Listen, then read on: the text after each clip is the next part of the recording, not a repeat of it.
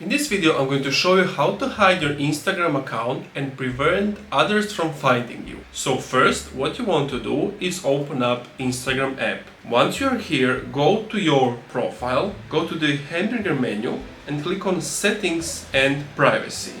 Once you're here, you want to scroll down until you see Account Privacy. Click on that and then just toggle this on so that your account is private. And what that means is that only your followers will be able to see your photos and videos. And this won't change who can message, tag or mention you, but you won't be able to tag people who don't follow you. So you won't be able to get some random followers, random messages and things like that. You just turn this on and that's it. If you want to switch back to the open profile, same thing, go here and just disable it, and that's it.